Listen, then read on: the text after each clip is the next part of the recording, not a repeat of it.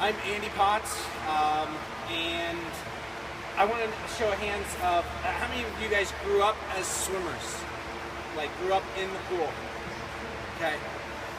Okay. Okay, you guys did it. I started swimming when I was 5, Haley? 5. 4. 4. Okay. Haley is from Montana. Sort of, all over. Now Atlanta. Atlanta, okay. Atlanta now. Yay! And she swam at the University of Georgia. Woo! And I believe once. Yeah. Haley was on the national championship team at Georgia. Certainly gets it done in the water, both in a pool and in the open water. I swam at the University of Michigan.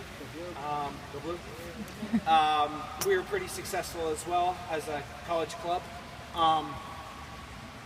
The best swimmers I know in open water swimming, whether you're talking about open water swimming being an Olympic sport or open water swimming being the start of a triathlon, the best swimmers I know all train in a pool. And by the best swimmers I know, the guy who won the Olympic gold medal in open water swimming, do you know how often he trained in a pool? I'll give you a number. 0. He never trained, in open water. He never trained in the open water. He only swam in a pool, and then he raced the games and won. I know. He was bringing a pretty special skill set because he was the reigning 1,500 meter gold medalist from Beijing, and then he won in London in the open water. So like, he's got a pretty good skill set to start with. So you can hone all of your tools here in the pool and take them to the open water. However, if you do have some deficiencies when it comes to your comfort level in the open water, I would suggest maybe taking some of the things that you hone and work on here into the open water, because it can be daunting, it can be scary, it can be a panic situation. So I guess today I'd like to talk about more or less the basic tenets that I use in open water swimming. And please chime in anytime it sounds Doing good. great. All right. The biggest difference between swimming in a pool and swimming in the open water. Does anyone know the absolute #1 difference between how to swim fast in a pool and how to swim fast in the open water? Does anyone want to throw out what they think? I'll take suggestions. Sighting. Straight line. Streamline. Straight line. Oh, straight lines. Yeah, you don't have the black line to follow. Okay, so the best part of this whole conversation is you guys own the thing that can make you faster in the open water and the thing that can make you faster in a pool, and it is your stroke length. Okay, so in a pool you hear swim coaches talk about something called DPS, distance per stroke, and they want you to do it. They want you to swim distance per stroke, like really get a hold of the water, anchor your hand in the water, and get your body to move past that hand. So when I swim, and when I'm swimming well, if I enter my hand in the water here at the flagpole, I can actually exit the water. I'm about like 2 feet, and I'm okay at it. I'm decent at it. The 2 best people I've ever seen do it are Ian Thorpe. I don't know if that name ever rings a bell with you guys, but he swam back in like 2004. And Michael Phelps. They do it, like Michael puts his hand in here, and it's literally 6 feet later his hand exits the water, because he has that good of purchasing power in that he's anchoring his hand in, and he's got a monstrous kick. Okay, so distance per stroke, you want it in the pool. You do not want it in the open water.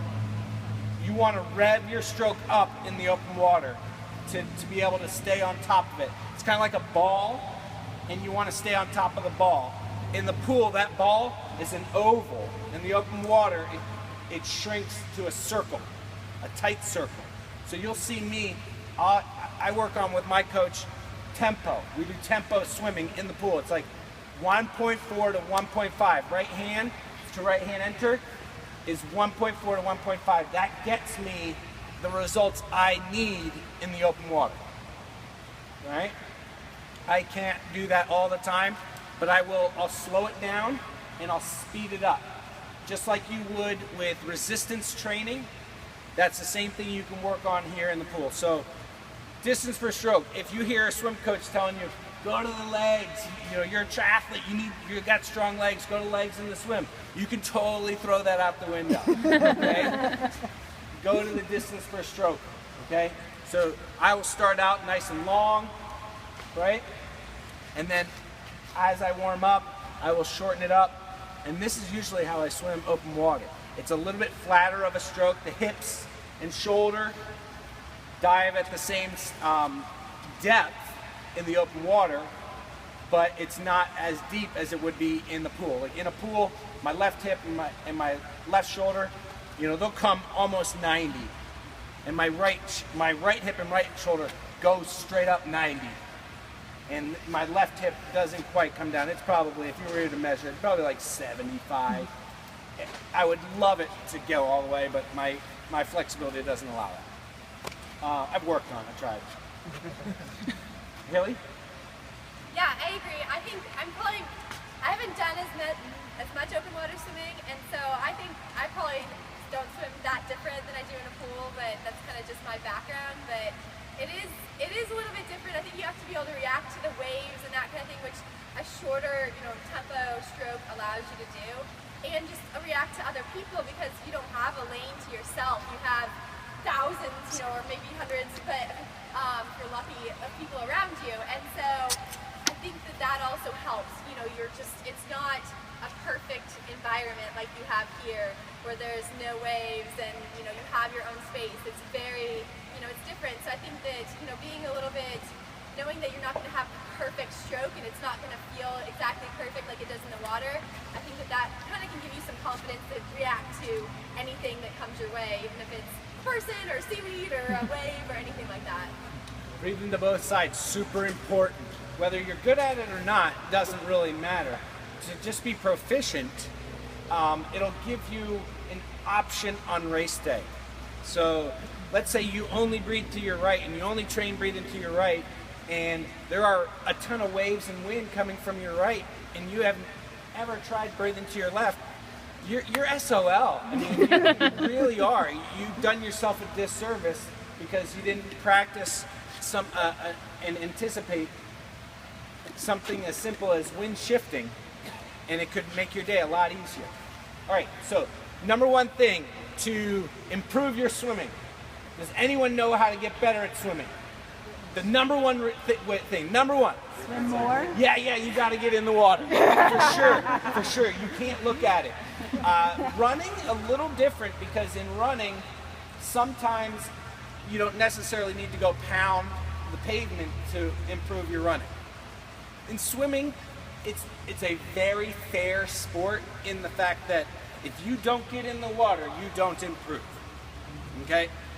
There are two things you can do on dry land to help you in the water.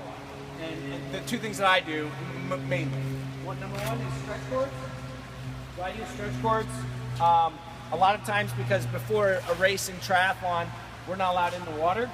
But I want to be warmed up because I'm about to put my body through a lot of pain. So I use stretch cords and I mimic the stroke. So I'll show you some stuff that I do.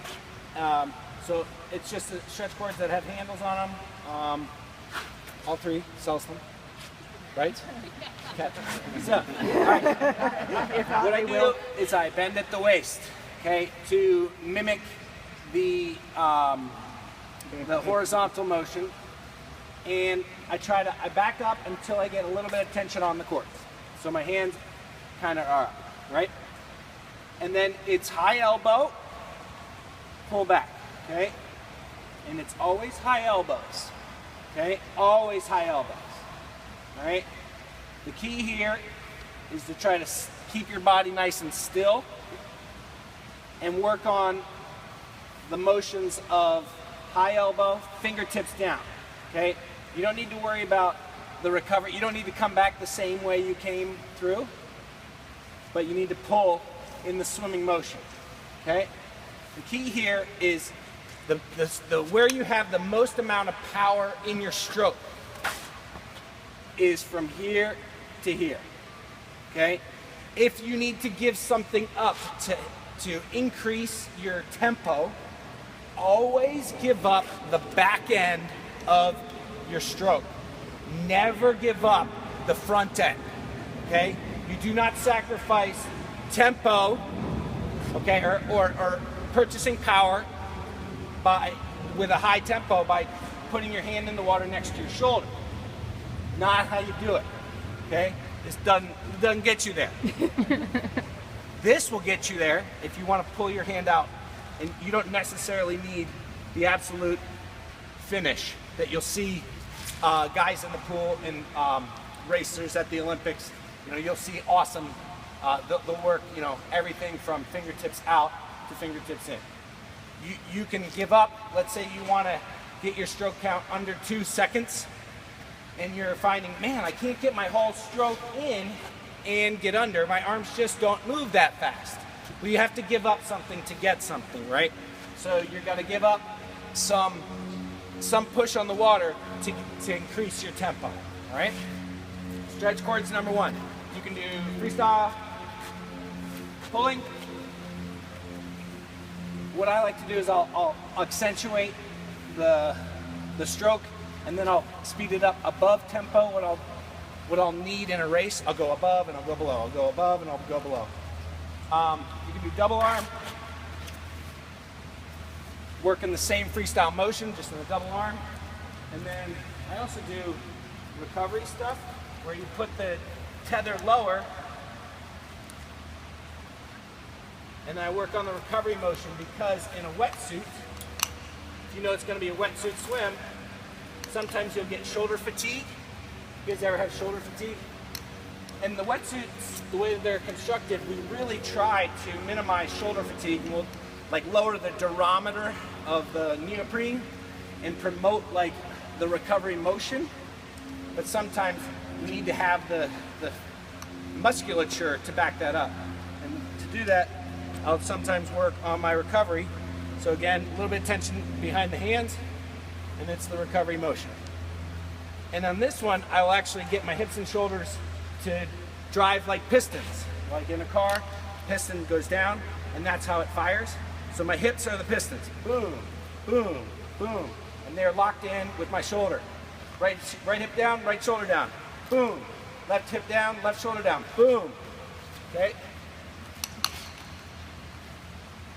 So I take the chords, and I hips and shoulder, hip and shoulder, hip and shoulder, hip and shoulder. Okay?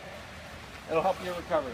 I'll do like maybe 4 or 5 minutes worth of pulling and about to 1 minute worth of recovery. So that's number 1. That's how you improve like out of the water, and then this like how one of the skills and tools that I use, and the other one is stretching. Are you a good stretcher? Not. Okay. All right. So shoulder flexibility. Some people have it, some people don't, but you can always improve it, right? So shoulder flexibility. I'm okay. I'm a little stiff, but like we'll clap easily. It's good. And nice and high, That's good. right? I've got friends who are like, oh yeah, my shoulder. He's a really good friend of mine. He's like, my shoulders don't work like that. He's totally muscle bound, right? You'd like to have nice and flexible shoulders, right? And to do it, you know, it's just arm circles, do single arms, loosen up that whole joint, right? This one's super valuable. And then some twists with it.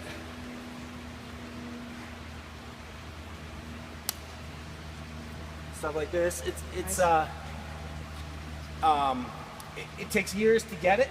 Like I've been working on it for a little while now, so I don't expect you guys to have awesome shoulder flexibility, but it's one of those things that if you get, it will absolutely help you in the pool. Because what it does is it allows you to get into a power position quickly and efficiently without having to use your muscles to put you in that position. Okay?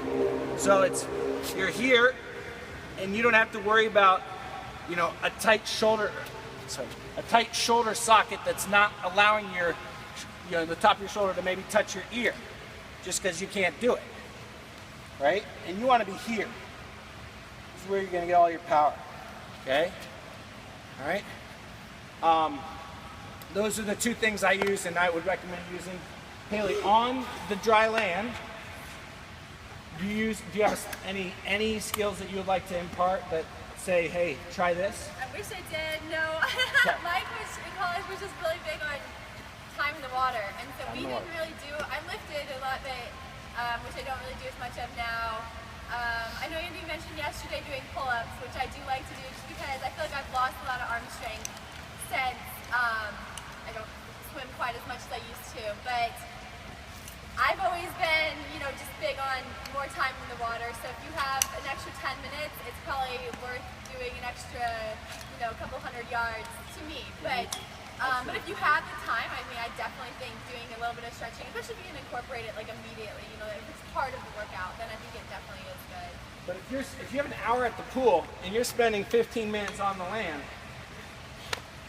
you spend 15 minutes more in the water, and then use these supplemental things like stretching and stretch cords, like when you're at home or you don't have access to a pool or you don't have access to water.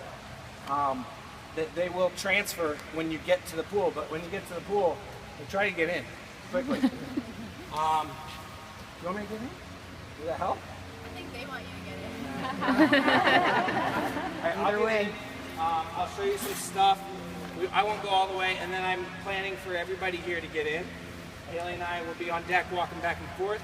We'll go through some drills and some skills. So drilling in swimming is a little bit different than drills in biking and running, but kind of on the same mind or path. The big difference is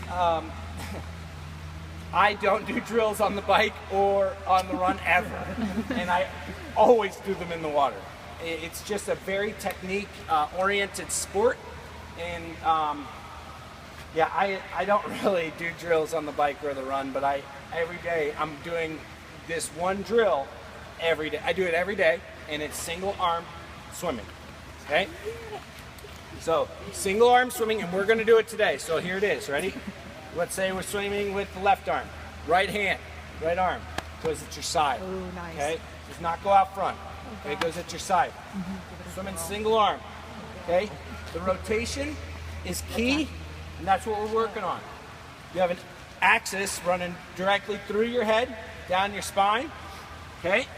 And you're rotating on that axis, right? And the key here with single arm swimming is it's really easy to get the left hip and left shoulder of the arm that you're using to go down. It's harder to get the right hip and right shoulder, in this instance, to get the same depth as the left one, okay? This is what we're looking for. And when you breathe, doing single arm, you breathe away from the arm that you're using. Got it? Mm-hmm. Breathe away from the arm you're using. If you try to breathe in to the arm that you're using, it doesn't really work. You goof it all up, and then you shouldn't do it. You should just swim. Okay? Breathe away from the arm you're using. Get the same depth with your hip. And breathe out when your face is in the water. Breathe in when your face is out of the water. Very simple concept, very hard to master. I'll get in. If you guys want to grab some real estate on the side, Haley will walk you through some of my swimming and tell me what I'm doing wrong.